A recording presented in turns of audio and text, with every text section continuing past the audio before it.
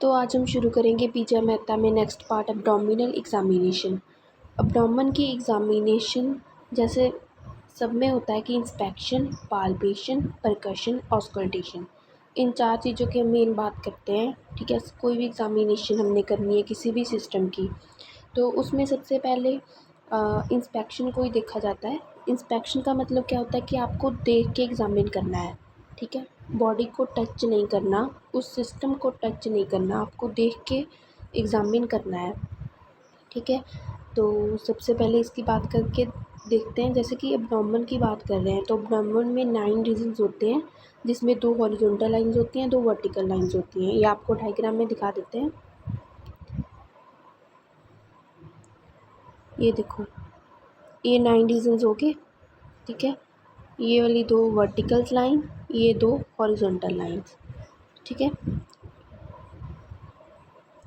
इसमें right hypochondrium आ गया, left hypochondrium आ गया। इधर इधर राइट लंबर, इधर लेफ्ट लंबर, इधर राइट इलियक, इधर लेफ्ट इलियक, और सेंटर में एपिगैस्ट्रिक, अम्बिलिकल, हाइपोगैस्ट्रिक। ठीक है, ये 9 रीजन्स आ गए। उसके बाद the 2 vertical lines are drawn by joining the mid clavicular line to the mid inguinal line. ठीक है, the upper horizontal line is drawn at the lower bony point of the rib cage, usually at the 9th and 10th costal cartilage, and the lower horizontal line is drawn at the upper border of the tubercles of iliac crest. इसका मतलब मैं आपको diagram में समझा देती हूँ। देखो, जो वर्टिकल लाइन है ना, वो ऊपर क्लेविकल होता है। ठीक है, जैसे यहाँ पे क्लेविकल है दोनों जगह हमारी, तो उसका मिड पॉइंट, ठीक है, उसकी जॉइनिंग से, और जो मिड इंजोनाइनल रीजन है, ठीक है, मिड इनग्वाइनल रीजन, इन दोनों की अटैचमेंट से, ठीक है, इन दोनों को जॉइन करने से बनता है। ये तो होगा वर्टिकल। उसके बाद बात कर लेते हैं हॉरिजॉन्टल की। ठीक है, ये ऊपर जहाँ पे रिब केज है ना, जैसे यहाँ पे ख़त्म हो रहा है। ठीक है, बोनी रिब केज के लास्ट पॉइंट पे इसको मार्क किया गया है। ये इमेजिनरी लाइंस हमने अपने दिमाग में बनानी होती है। ठीक है, यहाँ पे बन जाएगी। और दूसरी है जो यहाँ पे लिखा है, the lower horizontal line is drawn at the upper border of tubercles of iliac crest के ऊपर। ठीक है, इलियक क्रेस्ट के ऊपर यहाँ पे। ठीक है, यहाँ से शुरू यहाँ तक समझ आ गया कि जो वर्टिकल है वो तो मिड क्लेविकुलर और मिड इंग्वाइनल रीजन के, ठीक है, इन दोनों को जोड़ने से बनता है। तो यहाँ पे बन गई हमारी वर्टिकल। हॉरिजॉन्टल बोनी रिब केज के नीचे, और जो दूसरा है वो इलियक क्रेस्ट के ऊपर। ठीक है, ये आपको ध्यान में रखना है।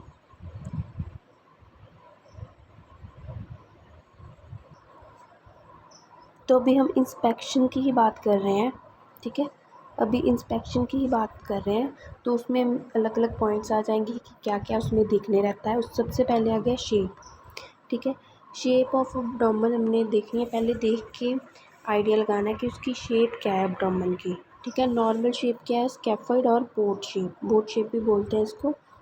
ठीक है, इसका मतलब क्या होता है कि the abdominal wall sinks slightly within the bony margin of the abdominal surface की तरफ थोड़ा सा शिंक होता है, मतलब उसकी तरफ होता है।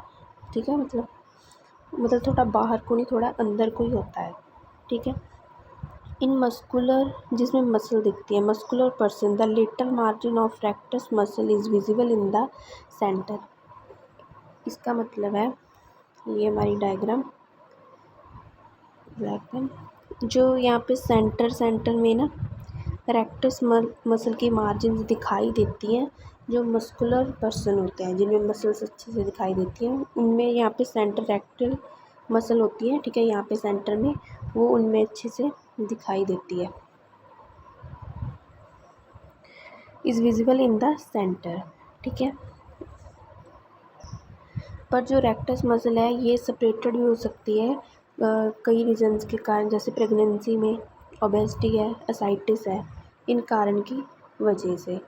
उसके बाद distension of the abdomen occur due to the distension जैसे ना पेट ऐसे टाइट सा लगता है, डिस्टेंडर सा, वो किस में होता है? फैट, ओबेसिटी है, असाइटिस है, फ्लैटस है, पेट में गैस भर गई है, ठीक है, यूरिनरी ब्लैडर फुल है और फैटल की ग्रोथ है। उसको डिफ्रेंशिएट कैसे कर सकते हैं हम?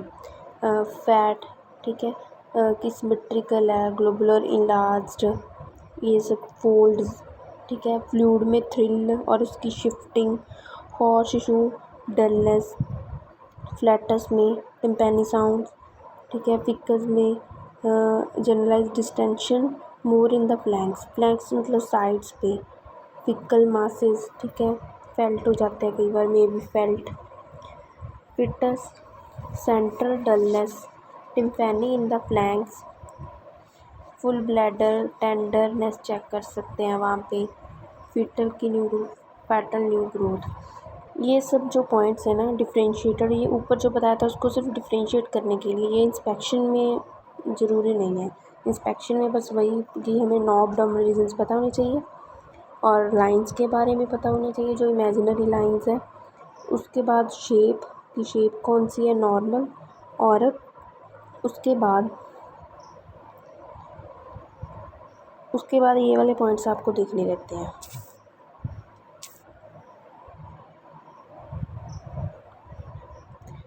इसमें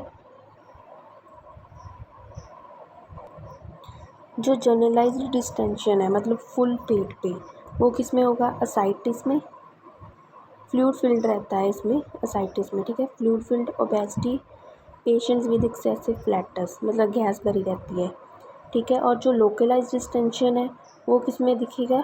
न्यूप्लाज्मा में, ठीक है, न्यूप्लाज्म जो होते हैं उसमें एक पर्टिकुलर जगह पे होगा।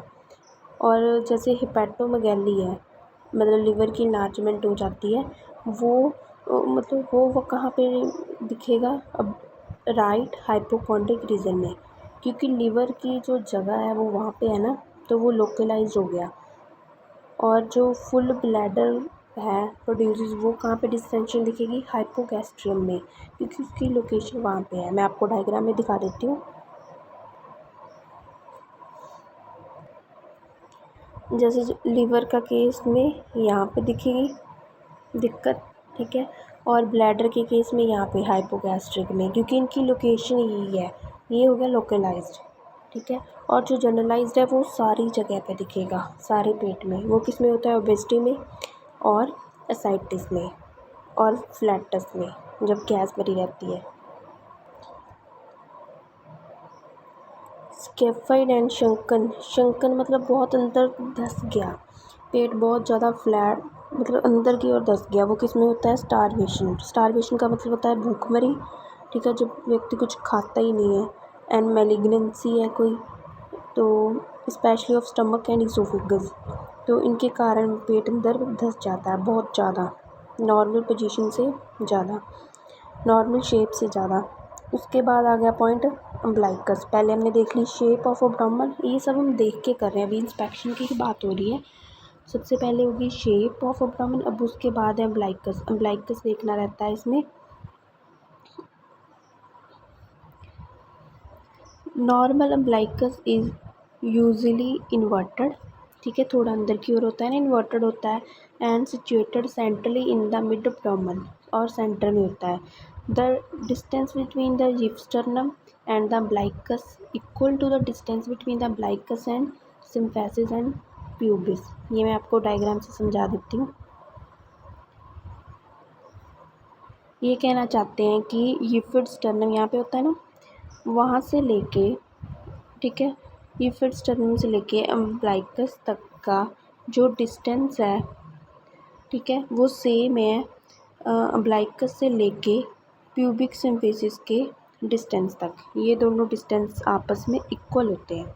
ये नॉर्मल की बात हो रही है, ठीक है। अभी ये किस किस में डिफरेंस आता है, ये दिक्कत किस में आती है, उसमें ये डिस्टेंस चेंज हो जाएगा। अगर कोई नॉर्मेलिटी है तो वो आपको दिखा देते हैं आगे। नॉर्मल में ये दोनों इक्वल है। उसके बाद यहाँ पे लिखा है, देखो, असाइटिस और ओवेरियन ट्यूमर, इनकी बात हो रही है। ठीक है, अब इन कंडीशंस की, असाइटिस में क्या होता है कि जो जिफर्ड स्टर्नम से लेके अम्बिलिकस तक का डिस्टेंस हो गया, एक यहाँ पे प्यूबिक सिम्फाइसिस हो गया। इसमें असाइटिस में, जिसमें कि पेरिटोनियम में फ्लूइड फिल रहती है, इसमें जो जिफर्ड स्टर्नम से लेके अम्बिलिकल तक का डिस्टेंस है वो ज़्यादा होता है एज़ कम्पेयर टू अम्बिलिकस और प्यूबिक सिम्फाइसिस के डिस्टेंस से। मतलब ये वाला डिस्टेंस असाइटिस में ज़्यादा रहता है। ठीक है, उसके बाद आ गया, हमने देखना था नेक्स्ट केस इसमें, ये असाइटिस की बात की। उसके बाद है ओवेरियन ट्यूमर। ओवेरियन ट्यूमर में इसके ऑपोजिट होता है, उसमें ये वाला डिस्टेंस ज़्यादा होता है एज़ कम्पेयर टू ऊपर वाला।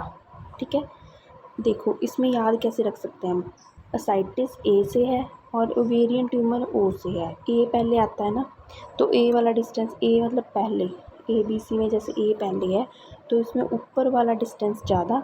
ठीक है, ओ वाले में नीचे वाला डिस्टेंस ज़्यादा। इसको आपने ऐसे ध्यान में रखना है।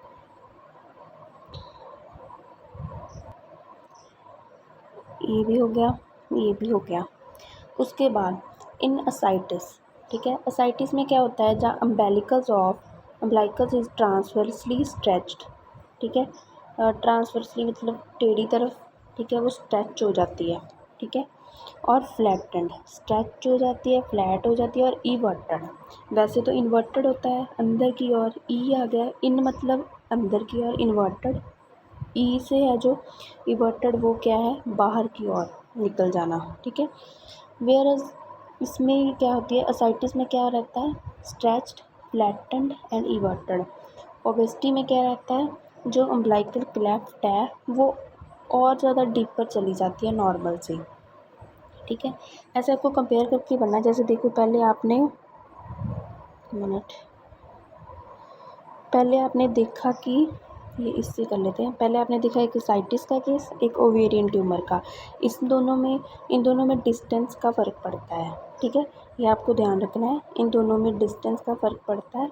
और उसके बाद असाइटिस का देख रहे हैं और ओबेसिटी का देख रहे हैं। ठीक है, इनमें क्या देख रहे हैं कि जो अम्बिलिकल है वो इवर्टेड है या इन्वर्टेड है। ठीक है, और ये आपको ध्यान में रखना है। उसके बाद इवर्टेड अम्बिलिकस में occur with the herniation of bowel, hernia में होता है एक इवर्टेड। ठीक है, हर्निया में हो सकता है। उसके बाद समटाइम्स अम्बिलिकस में एक्सयूड फ्लूइड, कई बार क्या होता है उसमें से फ्लूइड निकलती है, वो क्या हो सकती है, असाइटिक फ्लूइड। जैसे ऊपर भी हमने बात की थी कि असाइटिस में क्या होता है, इवर्टेड। ठीक है, यहाँ पे भी इवर्टेड की ही बात चल रही है, पर इसमें फ्लूइड निकल रही है बाहर। ठीक है, वो किस में है, असाइटिस में। और इन मैसिव असाइटिस और असाइटिक फ्लूइड निकलती है असाइटिस में, और एक फिकुलेंट मटेरियल निकलता है अगर इंटेरिक फिस्टुला हो। फिस्टुला क्या होता है, ट्रैक और ओपनिंग को बोला जाता है। ठीक है, ट्रैक और ओपनिंग। क्लियर फ्लूइड किस में होती है, क्राइंग अम्बिलिकस में। ठीक है, ब्लू कलर की डिस्कलरेशन हो जाती है अम्बिलिकस के अकॉर्डिंग। ठीक है, फ्लैंक्स में किस में होता है, ये हीमोरेजिक पैनक्रियाटिस, हीमोरेजिक मतलब ब्लीडिंग हो जाना, अगर पैनक्रियाज में इन्फ्लेमेशन है और वहाँ पे ब्लीडिंग हो गई है। ठीक है, और या फिर रप्चर्ड इक्टोपिक प्रेगनेंसी में, तो वहाँ पे क्या होता है कि अम्बिलिकस के आसपास डिस्कलरेशन हो जाती है ब्लू कलर, और फ्लैंक्स में। ठीक है, cherry red swelling of the umbilicus suggests inflamed मैकल्स डिवर्टिकुलम। इसका मतलब होता है कि बर्थ से ना स्मॉल इंटेस्टाइन में थोड़ा बल्ज प्रेजेंट होता है। ठीक है, स्मॉल इंटेस्टाइन में बल्जिंग की वजह से ये होता है। इस पेज में जो हमने देखा वो सारा इंपॉर्टेंट था, उसको एक बार फटाफट देख लेते हैं, रिवाइज कर लेते हैं।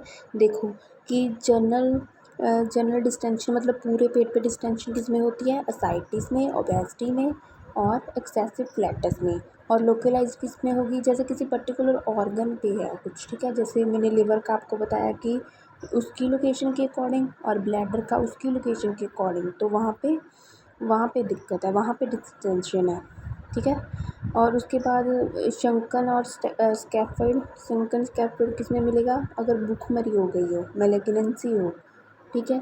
तो ये कंडीशंस आपको ध्यान में रखनी है। उसके बाद अम्बलाइकस का इम्पोर्टेंट है, ठीक है। इसमें हमने देखा एक तो ओसाइटिस का केस, एक ओवेरियन ट्यूमर का केस, ठीक है। डिस्टेंस है, उसमें आपको ध्यान रखना है कि ए से एसाइटिस तो ऊपर वाला डिस्टेंस ज़्यादा, ओवेरियन में नीचे वाला डिस्टेंस ज़्यादा, ठीक है। एसाइटिस में वो ट्रांसवर्सली स्ट्रेच्ड है, अम्बलाइकस फ्लैटेंड है, इवर्टेड है, ठीक है। ओबेसिटी में वो डीपर है नॉर्मल से। उसके बाद इवर्टेड किस किस में मिलता है, अभी हर्निया में, ठीक है। और उसमें से फ्लूइड कब निकलेगा, एक तो साइटिस फ्लूइड हो गया, साइटिस में कैसा निकलता है, मतलब फ्लूइड फिकुलेंट मटेरियल में, फिस्टुला में, ठीक है। और क्लियर फ्लूइड क्राइंग अम्बलाइकस में। और यहाँ पे आ गया एक तो इवर्जन की बात आ गई, एक फ्लूइड की बात आ गई, और उसके बाद कलर, ठीक है। ब्लू कलर किस में होगा, अम्बलाइकस में, ठीक है। हुलेनशाइन and one of the flanks में, ये किस में होगा, अगर हीमोरेज हो गया, ब्लीडिंग की वजह से हो जाता है ना ब्लू कलर, जैसे स्किन में ब्लीडिंग हो जाए तो वहाँ पे ब्लू डिस्कलरेशन हो जाती है ना, तो ठीक है।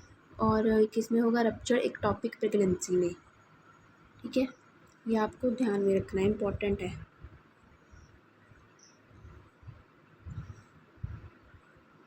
अभी तक हमने देख लिया है शेप, ठीक है।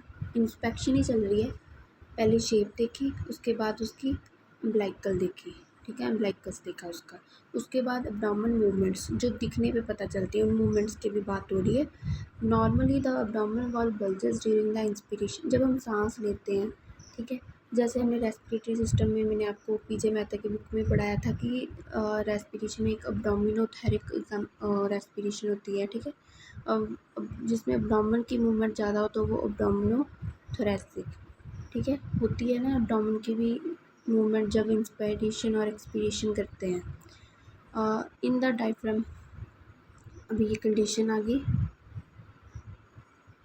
इन द डायफ्रागमेटिक पैरालिसिस हो गया, अगर डायफ्रागम हमारा वो पैरालिटिक हो गया है तो abdominal bulges during the expiration, तो अब्डोमिन क्या है, बल्ज करता है ड्यूरिंग द एक्सपीरेशन, जब हम सांस बाहर निकालते हैं।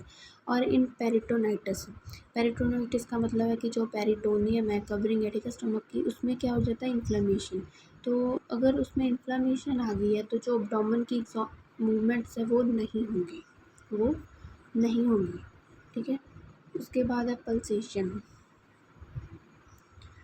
पल्सेशन वैसे तो अब्डोमेन की ऐसे दिखाई नहीं देती, पर कुछ केसेस हैं जो मेनली आपको ध्यान में रखना है, जो एओर्टा से रिलेटेड है, ठीक है। सारे मोस्टली क्या है, एओर्टा से रिलेटेड है, तो उसमें मतलब कि एओर्टा में दिक्कत है तो उसके बाद ही इनको ये दिखाई देता है। ये हमें जैसे जो सब्जेक्ट है, ठीक है, वो ऐसे लेटा हुआ है, ठीक है, पर्सन ऐसे लेटा हुआ है जिसकी एग्जामिनेशन कर रहे हैं, ठीक है। तो उसमें ये ऐसे दिखाई देती है थोड़ी थोड़ी, अगर कोई दिक्कत है, नॉर्मल में नहीं, ठीक है। जैसे एओर्टिक पल्सेशन, एओर्टिक पल्सेशन किस में दिखेगी, अनीमिक पर्सन में, या अगला नर्वस है, ठीक है। एओर्टिक एन्यूरिज्म, एन्यूरिज्म का मतलब होता है बैलूनिंग ऑफ आर्टरी, ठीक है, इसमें दिखेगी। ट्रांसमिटेड पल्सेशन ट्यूमर में हो गया, ट्यूमर ओवरलाइनिंग द एओर्टा, मतलब एओर्टा से रिलेटेड कंडीशन आ गई, ठीक है। Right ventricular pulsation, right ventricular pulsation are seen only in the epigastric, उस साइड मतलब, ठीक है। And correspond with the apex speed, ठीक है। ये वैसे भी थोड़ी बहुत सुन सकती है, मतलब दिख सकती है, पल्स हो रहा है, ये मेरे लिए नहीं दिखता है, पर कंजस्टेड लीवर, कंजशन होगी अगर लीवर में, ठीक है, तो पोस्टीरियरली पल्स, ऐसे पल्सेशन दिखाई देगी, थोड़ी थोड़ी होती है, ठीक है। उसके बाद अब हमने देख चुके हैं यहाँ तक शेप, अम्बलाइकस, अब्डोमेन की मूवमेंट्स, पल्सेशन, उसके बाद देखना है हमने डायलेटेड वेन्स, ठीक है। अगर डायलेटेड वेन्स दिख रही हैं तो उसका मतलब क्या सजेस्ट करता है वो, कि वीनस की ऑब्स्ट्रक्शन है, ठीक है। The when the dilated veins are dilated veins are present, the direction of the flow can be found by emptying a section of vein and pressing each end of the emptied part with the finger. जैसे finger को press करने, finger से उसके ऊपर press करने से ना उसकी फिलिंग दिख जाती है, फिलिंग उसकी, ठीक है। फिंगर से वेन को प्रेस करना रहता है।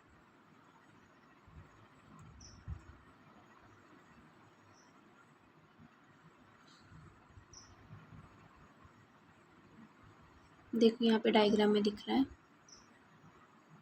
इसमें दिख रहा है डायलेटेड वेन्स, इसमें दिख रहा है।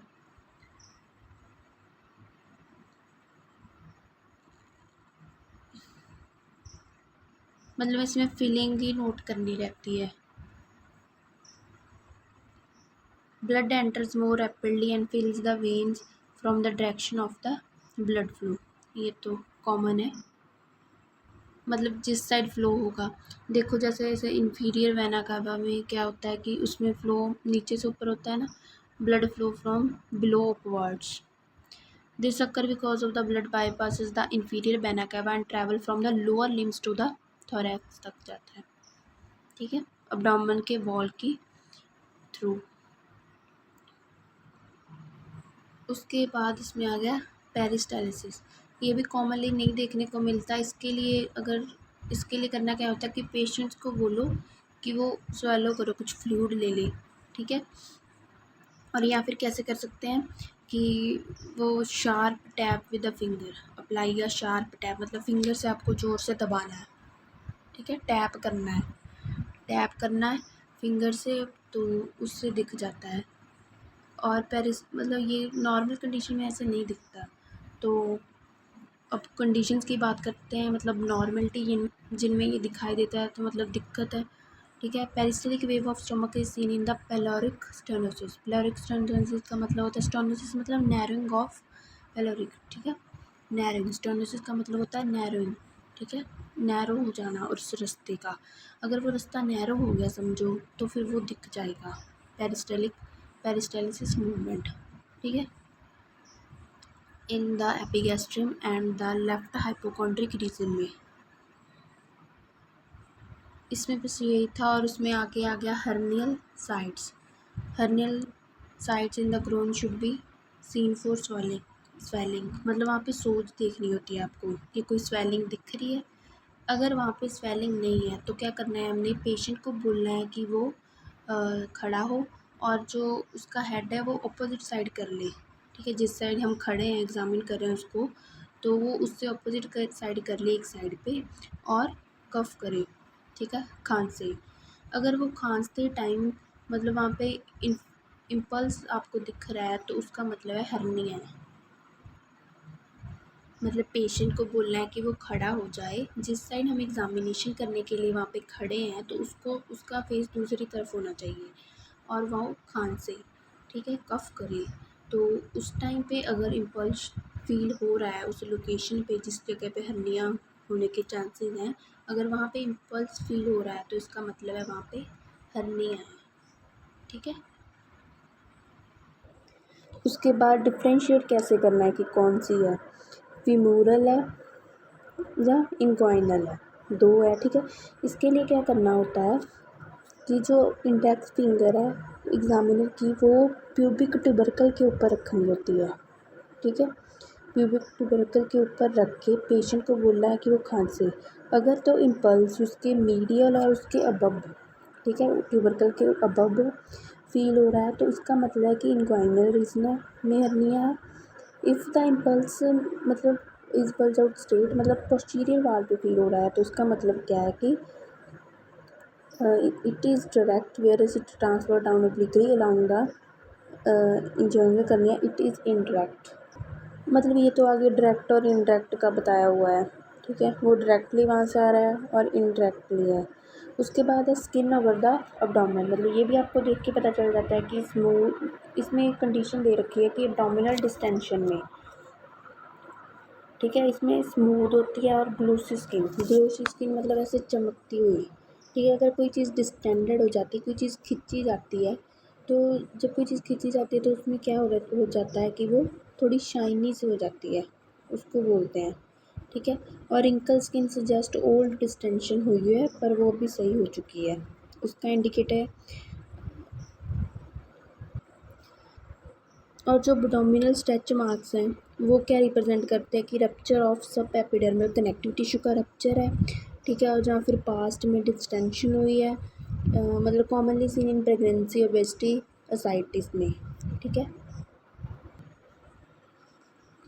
आई होप आपको हर एक डिज़ीज़ का समझ आ गया होगा कि कैसे डिस्टेंस और जो इवर्टेड इन्वर्टेड कलर और हर्नियल साइट्स, स्टेनोसिस, ये सब चीज़ें आपको कैसे चेक करनी रहती हैं, ठीक है।